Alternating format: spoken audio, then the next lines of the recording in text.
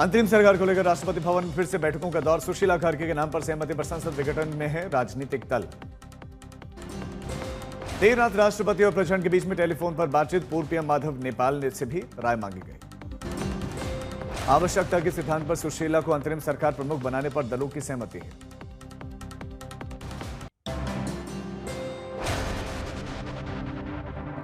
अहमदाबाद के बस्त्राल में 1 सितंबर के दिन नेपाल में स्थित पशुपतिनाथ के लिए निकले 37 लोग आज सुबह सुरक्षित अहमदाबाद पहुंचे। नेपाल के आर्मी चीफ ने कल से होने वाले 7 दिवसीय चीनी दौरा को रद्द कर दिया है। शंघाई और ग्वांगझो में सैन्य कार्यक्रम में सहभागी होने की योजना थी। नेपाल में सुबह 6 बजे से 11 बजे तक और शाम 5 से 7 बजे के बीच में कर्फ्यू में ढील धीरे धीरे सुधर रहे हैं।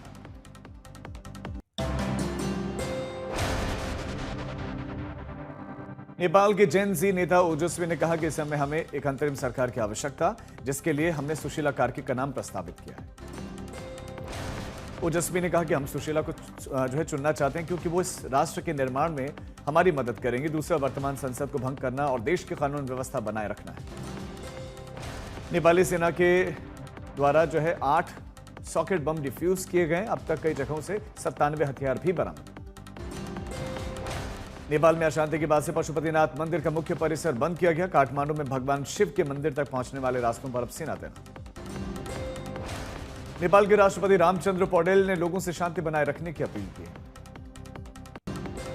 लखीमपुर खीरी में भारत नेपाल सीमा पर गौरी फंटा इलाके में मालवाहक गाड़ियों की लंबी लंबी कतार, लोगों की परेशानी बढ़ी। तस्वीरें आई सामने। अनुराग ठाकुर का बयान, हालात पर सरकार फिक्रमंद, नेपाल के साथ हमारा रोटी बेटी का संबंध।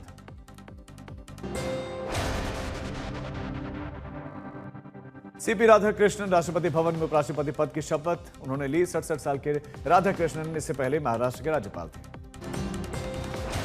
राष्ट्रपति द्रौपदी मुर्मू ने दिलाई सीपी राधाकृष्णन को पद एवं गोपनीयता की शपथ। पीएम मोदी, मंत्रिमंडल के सदस्य, एनडीए के नेता रहे मौजूद। पूर्व उपराष्ट्रपति जगदीप धनखड़ भी राधाकृष्णन के शपथ ग्रहण समारोह में शामिल। स्वास्थ्य कारणों से इन्होंने पद से इस्तीफा दिया था। गुजरात दौरे पर जा रहे राहुल गांधी उपराष्ट्रपति शपथ ग्रहण समारोह में शामिल नहीं हुए। कांग्रेस अध्यक्ष मल्लिकार्जुन खड़गे पहुंचे। उपराष्ट्रपति के शपथ ग्रहण समारोह में एनडीए के प्रमुख नेता और कई राज्यों के राज्यपाल शामिल हुए।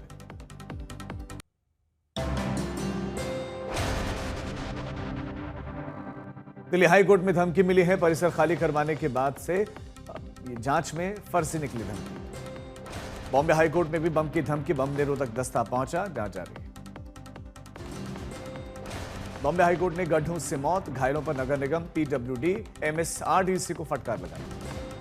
2020 दिल्ली दंगा मामले में आरोपी शर्जील इमाम, उमर खालिद, मीरान हैदर और गुलफिशा फातिमा की जमानत याचिका पर सुप्रीम कोर्ट 19 सितंबर को सुनवाई करेगी।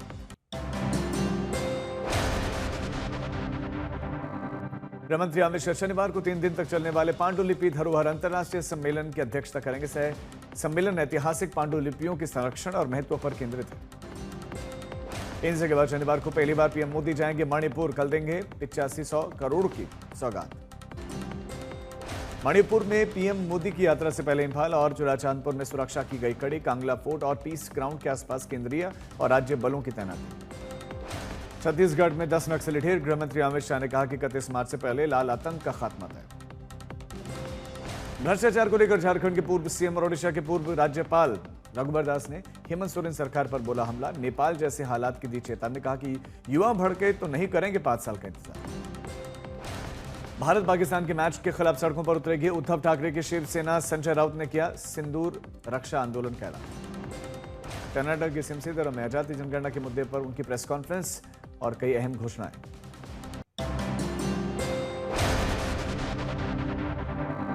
अरुणाचल प्रदेश में हाल ही में 2 डॉक्टर्स पर हमले के बाद से मचा बवाल। आज से 2 दिनों के लिए अस्पताल में सेवाएं पूरी तरह से ठप।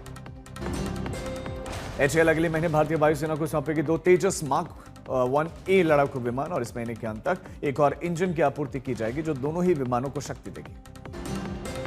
केरल उच्च न्यायालय ने पंबा में ग्लोबल अयप्पा संगमम कार्यक्रम के दौरान सबरीमाला मंदिर की पवित्रता बनाए रखने का निर्देश दिया। अदालत ने राज्य सरकार को श्रद्धालुओं की पहुंच भी सुनिश्चित करने के लिए कहा।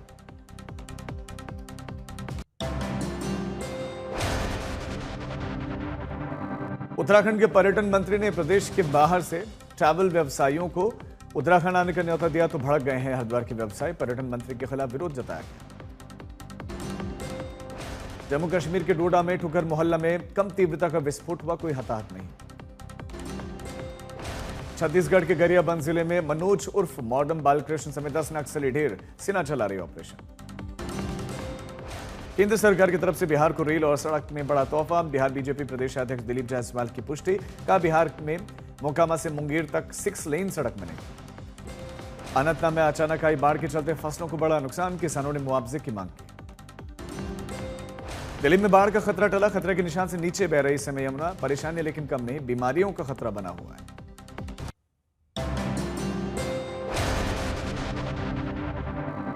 उधमपुर हाईवे को आंशिक रूप से किया गया शुरू, लैंडस्लाइड के चलते हाईवे बंद हो गया था। हाईवे पर पहाड़ से मलबा और पत्थर आने के चलते यातायात ठप हुआ, जेसीबी से मलबे को हटाने का काम जारी। उधमपुर हाईवे पर लगी ट्रकों की लंबी कतार, व्यापारियों को हो रहा है नुकसान। राजौरी में बाढ़ प्रभावित लोगों और पशुओं के लिए बीएसएफ ने लगाया फ्री मोबाइल मेडिकल कैंप, बीमार लोगों और पशुओं को मुहैया करवाया जा रहा है इलाज। कैंप में लोगों को मिल रहा है मुफ्त कंसल्टेशन, दवाइयां। जवान गांव का दौरा कर रहे हैं और पशुओं को भी मेडिकल सहायता दे रहे हैं।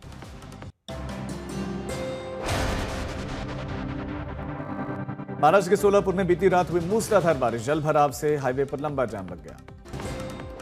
उत्तराखंड के पौड़ी में ऋषिकेश बद्रीनाथ राष्ट्रीय राजमार्ग पर पहाड़ी से मलबा और पत्थर गिरा, जेसीबी की मदद से मलबे को हटाने का काम जारी।